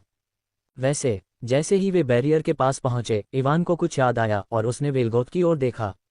ये वर्ल्ड ब्लेसिंग क्या है जो उच्च स्तरीय एल्ड्रिच प्राणियों को पुनर्जीवित करने की अनुमति देता है? क्या ये वर्ल्ड कोर से भी संबंधित है? हाँ, वेलगोथ ने इवान के प्रश्न पर सिर हिलाया। जैसा कि मैंने पहले उल्लेख किया था, वर्ल्ड कोर मृतकों की सभी ऊर्जा को अवशोषित करता है, जिसमें उनकी आत्माएं भी शामिल हैं। लेकिन वर्ल्ड कोर पर मेरे नियंत्रण के साथ, मैं कुछ व्यक्तियों को चिन्हित कर सकता हूं ताकि वे इसके द्वारा अवशोषित न हों। यदि वे अभी भी अज़रागोथ वर्ल्ड के अंदर मर जाते हैं, तो वर्ल्ड कोर उनकी आत्मा सहित उनकी शेष सभी ऊर्जा को इकट्ठा करता है और उन्हें पुनर्जीवित करता है। उन्होंने कुछ देर रुकने से पहले कहा। बेशक ऐसा करने के लिए हमें उस शुद्ध सार का उपभोग करने की आवश्यकता है जो वर्ल्ड कोर मृत लोगों की ऊर्जा को अवशोषित करने के बाद बनाता है। वेलगोथ की व्याख्या सुनकर इवान की आंखें चमक उठीं और उसने उत्सुक स्वर में पूछा, चूंकि ऐसा है तो मुझे भी वर्ल्ड ब्लेसिंग दे दो। वह इवान के अनुरोध को सुनकर वेलगोथ का शरीर अकड़ गया और उसके माथे पर ठंडा पसीना आ गया। क्या मुझे मत बताओ कि तुम ऐसा भी नहीं कर सकते क्योंकि एल्ड्रिच हॉरर का वर्ल्ड कोर पर नियंत्रण तुमसे ज्यादा है, इवान ने भावशून्य आवाज में कहा। इवान की बात सुनकर वेलगोथ का मुंह फड़क उठा और उसने अनिच्छा से सिर हिलाया। तुम मादरचोद, इवान ने वेलगोथ को कोसा और उसे फिर से पीटने वाला था, लेकिन इससे पहले कि वह ऐसा कर पाता। चलो जल्दी से अंदर चलते हैं, वेलगोथ ने कहा और तुरंत बैरियर के सामने पहुंच गया, जिससे इवान के गुजरने के लिए एक रास्ता बन गया। रास्ता देखकर इवान तुरंत अंदर नहीं गया और कुछ पलों तक वेलगोथ को घूरता रहा। ये पुष्टि करने के बाद ही कि वेलगोथ के हाव भाव में कुछ भी गड़बड़ नहीं है और वह कोई चाल नहीं चल रहा है, उसने एक कदम आगे बढ़ाया और बैरियर के पार प्रवेश किया। अध्याय 1179 ग्रेवेनहॉर्ट बेस्टियन भाग 2। वेलगोथ की मदद से बैरियर में प्रवेश करने के बाद इवान एक टेलीपोर्टेशन फॉर्मेशन की ओर बढ़ा, जो सीधे एल्ग्रांथिया साम्राज्य की राजधानी की ओर जाता था, जहां अज़रागोथ वर्ल्ड का वर्ल्ड कोर स्थित था। वैसे चूंकि वर्ल्ड कोर पर उस एल्ड्रिच हॉरर का नियंत्रण पहले ही आपके नियंत्रण से अधिक हो चुका है, तो क्या ये हमारे लिए कोई समस्या नहीं होगी? मेरा मतलब है, क्या होगा अगर वह आदमी अपनी शक्ति का उपयोग करता है, राजधानी में प्रवेश करता है और कोर पर कब्जा कर लेता है? इवान ने वेलगोथ के साथ चलते हुए पूछा। यह असंभव है। इवान की बात सुनकर वेलगोथ ने अपना सिर हिलाया और उस बैरियर की ओर इशारा किया जिसमें वे अभी अभी प्रवेश कर चुके थे। यह कोई साधारण अवरोध नहीं है। भले ही वह एल्ड्रिच हॉरर वर्ल्ड कोर की शक्ति का उपयोग करे, लेकिन वह इसे कम समय में नष्ट नहीं कर पाएगा। इसके अलावा भले ही वह किसी तरह अवरोध को तोड़ने में कामयाब हो जाए, लेकिन वह वर्ल्ड कोर को दूर नहीं ले जा पाएगा क्योंकि, जैसा कि मैंने पहले कहा था, वर्ल्ड कोर को अज़रागोथ वर्ल्ड के केंद्र से दूर नहीं ले जाया जा सकता है। इवान ने वेलगोथ के शब्दों पर भौहें चढ़ाईं क्योंकि उसे उम्मीद नहीं थी कि अवरोध इतना शक्तिशाली होगा। साथ ही उसे याद आया कि वेलगोथ ने वास्तव में उससे कहा था कि वर्ल्ड कोर को दुनिया के केंद्र से दूर नहीं ले जाया जा सकता है जब उसने उससे इसके बारे में पहले पूछा था। जल्द ही वेलगोथ एक खुले चौकोर आकार के क्षेत्र में रुक गया। जब इवान ने अपने सामने के क्षेत्र को देखा तो उसे इसमें कुछ भी असामान्य नहीं लगा, लेकिन जब उसने अपनी आंखों से उस चौकोर आकार के क्षेत्र को देखा तो उसे वहां एक विशाल संरचना उकेरी हुई मिली जो पूरे चौकोर आकार के क्षेत्र को कवर कर रही थी, जिसका आकार लगभग 10 वर्ग किलोमीटर था। वेलगोथ आगे बढ़ा और संरचना के बीच में खड़ा हो गया। उसके पीछे इवान था, उनके पीछे अन्य एल्ड्रिच प्राणी थे और जल्द ही एल्ड्रिच सेना का लगभग 1/3 हिस्सा संरचना में खड़ा था। मोरवेल, राजधानी में वापस आने के बाद ग्रेवेनहॉर्ट बेस्टियन जाने के लिए तैयार हो जाओ। वेलगोथ ने मोरवेल को एक संदेश भेजा, जिसने अगली लहर में अन्य एल्ड्रिच प्राणियों के साथ आने का फैसला किया। जब मोरवेल ने वेलगोथ का संदेश सुना तो उसकी अभिव्यक्ति नाटकीय रूप से बदल गई, लेकिन जब उसने वेलगोथ की गंभीर निगाह देखी तो उसने अपना सिर हिलाया और कोई सवाल नहीं पूछा। मोरवेल को सिर हिलाते हुए देखकर वेलगोथ ने और इंतजार नहीं किया और संरचना को सक्रिय कर दिया। जैसे ही उसने इसे सक्रिय किया, एक चांदी की रोशनी ने संरचना के भीतर खड़े सभी लोगों को ढक लिया और एक चमकदार रोशनी की चमक के साथ वे सभी गायब हो गए। एक बार जब वेलगोथ चले गए तो मोरवेल ने शेष एल्ड्रिच प्राणियों के साथ संरचना में कदम रखने से पहले कुछ मिनट इंतजार किया और इसे फिर से सक्रिय किया। महामहिम क्या योजना बना रहे हैं? मोरवेल ने खुद से सोचा, जाने से पहले वेलगोथ द्वारा दिए गए आदेश को याद करते हुए और अंदर ही अंदर आह भरी। जल्द ही संरचना में खड़े सभी लोग एक बार फिर चांदी की रोशनी से घिर गए और एक चमकदार चमक के साथ वे भी वहां से गायब हो गए। एल्ग्रांथिया साम्राज्य की राजधानी में एक विशाल जानवर की खोपड़ी के ऊपर बने लाल महल से कुछ ही दूरी पर एक चांदी की रोशनी चमकी और मोरवेल और अन्य एल्ड्रिच प्राणी प्रकट हुए। जिस क्षण मोरवेल वापस लौटा, उसने वेलगोथ की तलाश की, लेकिन पाया कि वह उस समूह के साथ नहीं था जो पहले आया था। महामहिम, और वह आदमी कहाँ है? वह निथोर के पास गया जो वेलगोथ के साथ आया था और उसने धीमी आवाज में पूछा। निथोर ने उनसे कुछ दूर लाल महल की ओर देखा और फुसफुसाया, जैसे ही हम वापस आए महामहिम, और वह दानव महल के अंदर चले गए। मोरवेल ने निथोर की बात सुनकर और भी अधिक भौहें सिकोड़ ली और समझ नहीं पाया कि वेलगोथ क्या योजना बना रहा था। विश्वमार्ग भी वहां है। क्या होगा अगर वह आदमी उसके साथ कुछ करता है? उसने सोचा। चिंता से उसकी भौहें सिकुड़ गईं, लेकिन उसने जल्द ही अपना सिर हिला दिया और इस बारे में सोचना बंद कर दिया। महामहिम ने उस आदमी को यहाँ लाने का कोई कारण अवश्य होगा। इसके अलावा अगर वह आदमी कुछ करना चाहता था तो वह महामहिम की शक्तियों को सील करने से पहले ही ऐसा कर सकता था। चूंकि उसने कुछ नहीं किया, इसलिए उन्होंने किसी तरह का सौदा किया होगा। मोरवेल ने एक गहरी सांस ली और निथोर और ओथेरिक को अन्य एल्ड्रिच प्राणियों से दूर बुलाया। मुझे महामहिम का आदेश मिला है। हमें ग्रेवनहॉर्ट बेस्टियन जाने की तैयारी करनी होगी। क्या? मोरवेल की बात सुनकर निथोर और ओथेरिक दोनों दंग रह गए और उनके चेहरे पर स्तब्धता छा गई। क्या वह रैंक 5 के उस कमीने से लड़ने की योजना बना रहा है? ओथेरिक ने भौहें सिकोड़ते हुए पूछा। मुझे नहीं पता, मोरवेल ने अपना सिर हिलाते हुए कहा। उसने मुझे बस इतना कहा कि जितनी जल्दी हो सके सब कुछ तैयार कर लो। मुझे नहीं पता कि हमारे पास कितना समय है, लेकिन अगर मैं अनुमान लगाऊं तो हम फिर से जाने में ज़्यादा समय नहीं लेंगे। इसलिए तैयारी में मेरी मदद करो। यह उस राक्षस कमीने की वजह से होगा। इवान की छवि उसके दिमाग में कौंधते ही निथोर ने आह भरी। हो सकता है, लेकिन इससे कोई फर्क नहीं पड़ता। हमें बस आदेशों का पालन करना है। इसके अलावा, मोरवेल ने कहा, उसके चेहरे पर एक ठंडी मुस्कान दिखाई दी, ऐसा नहीं है कि हम उन एल्ड्रिच हॉरर कमीनों के साथ अच्छे संबंध रखते हैं। अगर मैं अज़रागोथ वर्ल्ड छोड़ने से पहले उन्हें अपनी बात कह सकूं, तो यह एक अच्छा विदाई अनुभव होगा। मोरवेल की बात सुनकर निथोर और ओथेरिक ने एक दूसरे को देखा और अपने कंधे उचका दिए। ठीक है, तुम लोग यहाँ चीज़ों को संभालो, मैं बाकी तैयारियां करूंगा, ओथेरिक ने कहा और वहां से गायब हो गया। नयथोर और मोरवेल भी तेजी से आगे बढ़े और जरूरी इंतजाम करने लगे। जब नयथोर और दूसरे एल्ड्रिच जीव बाहर व्यस्त थे, वेलगोथ इवान को महल के अंदर ले गया।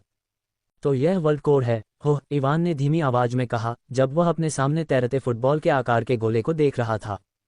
फिलहाल, गोले की सतह का 60% हिस्सा काला था, जो दर्शाता है कि एल्ड्रिच हॉरर ने पहले ही अज़रागोथ वर्ल्ड के आधे से ज्यादा हिस्से पर कब्जा कर लिया था। वेलगोथ ने शुरू में एल्ड्रिच हॉरर को दुनिया के 50% हिस्से पर नियंत्रण करने दिया था, लेकिन पहले उसकी गंभीर चोटों के कारण एल्ड्रिच हॉरर ने अपनी पकड़ को और मजबूत करने के लिए उसकी कमजोर स्थिति का फायदा उठाया। इवान ने वर्ल्ड कोर को देखने से पहले कुछ सेकंड तक उसे देखा। जैसे ही उसने उसे छुआ कोर, उसने इसकी खुरदरी, सैंडपेपर जैसी सतह को महसूस किया।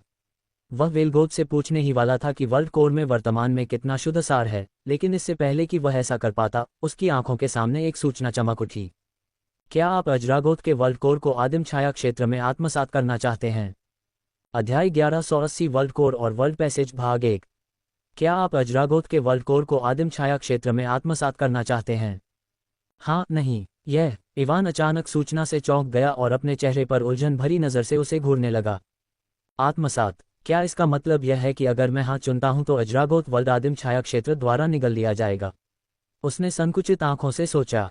क्या गड़बड़ है? वेलगोथ ने एक भान उठाई जब उसने देखा कि इवान एक विचारशील भाव के साथ तैरते हुए वर्ल्ड कोर को घूर रहा है। वेलगोथ की आवाज़ सुनकर इवान वास्तविकता में वापस आ गया और अपना सिर हिलाया। ये कुछ भी नहीं है, मैं बस आश्चर्यचकित था क्योंकि यह पहली बार है जब मैंने वर्ल्ड कोर देखा है, उसने कहा और दूसरा सवाल पूछा। वैसे, चूंकि यह एक कृत्रिम रूप से निर्मित दुनिया है, तो क्या इसका मतलब यह है कि यह वर्ल्ड कोर भी मानव निर्मित है? ईमानदारी से, मुझे इसके बारे में ज्यादा जानकारी नहीं है। उद्धरण चिन्ह। इवान के सवाल पर वेलगोथ ने अपना सिर हिलाया। अज़रागोथ वर्ल्ड को ओरिजिन यूनिवर्स के लोगों ने हमें यहाँ भेजने से पहले बनाया था, इसलिए मुझे नहीं पता कि यह कोर कृत्रिम रूप से बनाया गया है या प्राकृतिक खजाना है। अरे, मुझे ये भी नहीं पता कि उन्होंने इस वर्ल्ड कोर का उपयोग दुनिया बनाने के लिए कैसे किया। अगर ये तथ्य न होता कि यह वर्ल्ड कोर मेरे परिवार में पीढ़ी दर पीढ़ी चला आ रहा था, तो शायद मुझे ये भी पता न चलता कि यह एक कृत्रिम रूप से बनाई गई दुनिया है। इवान वेलगोथ के स्पष्टीकरण पर भौंचक्का रह गया। उसे उम्मीद नहीं थी कि वर्ल्ड कोर को उन्हीं लोगों ने बनाया होगा जो उसे पकड़ने आए थे। चूंकि ये दुनिया मूल ब्रह्मांड के लोगों द्वारा बनाई गई है जो मेरे पीछे पड़े हैं, इसलिए अगर मैं इसे आदिम छाया क्षेत्र में शामिल करूं तो कुछ खतरा हो सकता है। उसने मन ही मन सोचा, लेकिन एक पल के लिए झिझकने के बाद उसने अपना सिर हिलाया और व्यंग्य किया। डरने की क्या बात है? वे कमीने पहले से ही मेरे पीछे आ रहे हैं। ऐसा नहीं है कि अगर मैं इस दुनिया को अपने आदिम छाया क्षेत्र में शामिल करने का प्रयास छोड़ भी दूं तो भी कुछ नहीं बदलेगा। उसने धीमी आवाज में कहा, उसके होठों पर हल्की मुस्कान आ गई। कौन जानता है कि इस दुनिया को अपने आदिम छाया क्षेत्र में शामिल करने के बाद मुझे किस तरह के लाभ मिलेंगे। एक बार जब उसका मन बन गया, तो इवान ने बिना किसी हिचकिचाहट के तुरंत हाँ चुन लिया। जहां तक अज़रागोथ दुनिया को नष्ट करने के कार्य में विफल होने की संभावना का सवाल है, क्योंकि उसने इसे नष्ट करने के बजाय इसे आत्मसात करने का फैसला किया था, उसे इसकी परवाह नहीं थी। उसने यहां पहुंचने पर प्राप्त कार्यों के बारे में बहुत पहले ही परवाह करना बंद कर दिया था। हालांकि जिस क्षण इवान ने अपने आदिम छाया क्षेत्र के साथ विश्व कोर को आत्मसात करने का फैसला किया, उसकी आंखों के सामने दो और सूचनाएं चमक उठीं और उसका भाव बदल गया। आदिम छाया क्षेत्र के साथ विश्व कोर को आत्मसात करने से वर्तमान अज़रागोथ दुनिया का विनाश होगा। क्या आप आत्मसात करना चाहते हैं? हाँ, नहीं, अज़रागोथ दुनिया का विनाश। इवान ने सूचनाओं पर अपनी आंखें सिकोड़ लीं। वेलगोथ के अनुसार विश्वमार्ग मेरे बगल वाले कमरे में है। अगर मैं हाँ चुनता हूँ तो मैं बिना किसी समस्या के अज़रागोथ वर्ल्ड को नष्ट कर सकता हूँ। उसने मन ही मन कहा। उसकी अभिव्यक्ति विचारशील थी क्योंकि उसकी आंखों में एक अजीब सी रोशनी चमक रही थी। अगर मैं चाहूँ तो मैं अब अपने द्वारा प्राप्त तीनों कार्यों को पूरा कर सकता हूँ। वेलगोथ को मारना उसके लिए मुश्किल नहीं होगा क्योंकि वह किसी भी समय वेलगोथ के शरीर के भीतर सीलिंग के रून को सक्रिय कर सकता था। वर्ल्ड पैसेज उसके बगल के कमरे में था और वह इसे किसी भी समय नष्ट कर सकता था। जहां तक अज़रागोथ वर्ल्ड को नष्ट करने के मिशन की बात है तो वह सबसे आसान था। उसे बस इसे प्राइमोडियल शैडो दायरे में आत्मसात करना था और अज़रागोथ वर्ल्ड नष्ट हो जाएगा। अगर मैं कार्यों को पूरा करने का फैसला करता हूं तो मैं बिना किसी समस्या के तुरंत वापस आ सकता हूं और मुझे ओरिजिन यूनिवर्स के लोगों के बारे में चिंता करने की भी ज़रूरत नहीं होगी जो मेरे लिए आ रहे हैं। इवान ने अपनी आंखों के सामने चमकती सूचनाओं को देखते हुए सोचा। उसकी नज़र वेलगोथ पर गई जो असमंजस में उसे घूर रहा था। उसे समझ में नहीं आ रहा था कि वह क्यों स्थिर खड़ा है। ऐसा लग रहा था कि वह कुछ भी नहीं कर रहा है। वापस जाना निश्चित रूप से बहुत आसान है, लेकिन इवान ने थोड़ा मुस्कुराया और अभी के लिए नहीं चुना। इसमें क्या मज़ा है। उसने अपना हाथ वर्ल्ड कोर से दूर खींच लिया और पीछे हट गया। मुझे वर्ल्ड पैसेज दिखाओ, उसने पीछे हटने के बाद वेलगोथ से कहा। ओह ज़रूर। वेलगोथ ने इवान के अनुरोध पर सिर हिलाया, लेकिन किसी कारण से उसे लगा कि उसके बारे में कुछ गड़बड़ है। उसे नहीं पता था कि क्यों, लेकिन उसे स्पष्ट रूप से लग रहा था कि इवान कुछ भयावह योजना बना रहा था। हालांकि उसे यकीन नहीं था कि उसका लक्ष्य कौन था। ओह ठीक है। जैसे ही वेलगोथ इवान को उस कमरे में ले गया जहां वर्ल्ड पैसेज स्थित था, इवान ने कुछ सोचा और वर्ल्ड कोर पर वापस नजर डाली। छाया क्लोन। उसने एक क्लोन बनाया और उसे वर्ल्ड कोर के पास रहने का आदेश दिया। तुम क्या योजना बना रहे हो? वेलगोथ ने एक भान उठाई जब उसने देखा कि इवान ने अभी क्या किया था। भविष्य में तुम समझ जाओगे। इवान ने सीधे जवाब नहीं दिया और रहस्यमय ढंग से मुस्कुराया। तुम अपनी योजना से पीछे हटने की योजना नहीं बना रहे हो, क्या तुम सच में अपने वचन पर अड़े हो? इवान की प्रतिक्रिया सुनकर वेलगोथ का मुंह खुला रह गया और उसने गंभीर स्वर में पूछा, अगर मैं अपने वचन से पीछे हटना चाहता तो ये सब करने और समय बर्बाद करने के बजाय मैं तुम्हें मार डालता। क्या यह मेरे लिए सुरक्षित नहीं होगा? इवान ने कमरे से बाहर निकलने से पहले शांत स्वर में उत्तर दिया। जल्दी करो, उनके आने से पहले हमें सब कुछ संभाल लेना चाहिए। वेलगोथ ने इवान को पीछे हटते हुए देखा और कुछ देर वहीं खड़े रहने के बाद उसने फिर से वर्ल्ड कोर के पास छिपे क्लोन पर नजर डाली और आह भरी। मुझे उम्मीद है कि वह सच कह रहा है, उसने अपनी सांस के नीचे बड़बड़ाया, फिर जल्दी से इवान के पीछे चला गया। वर्ल्ड पैसेज वर्ल्ड कोर के स्थान से बहुत दूर नहीं था और वे कुछ ही सेकंड में पहुंच गए। तो यह वह चीज़ है जिसे मुझे एक कार्य पूरा करने के लिए नष्ट करने की ज़रूरत है। इवान ने अपने सामने खड़े लगभग 100 मीटर चौड़े विशाल पोर्टल को देखते हुए सोचा। जैसे ही इवान वर्ल्ड पैसेज के पास पहुंचा, उसे कुछ महसूस होने लगा और जब वह कुछ ही मीटर दूर था तो उसकी अभिव्यक्ति सदमे में बदल गई। यह मार्ग। उसने इसे ध्यान से देखा और कुछ सेकंड तक इसे घूरने के बाद वह पीछे हट गया और आह भरी। तो ऐसा ही है। हो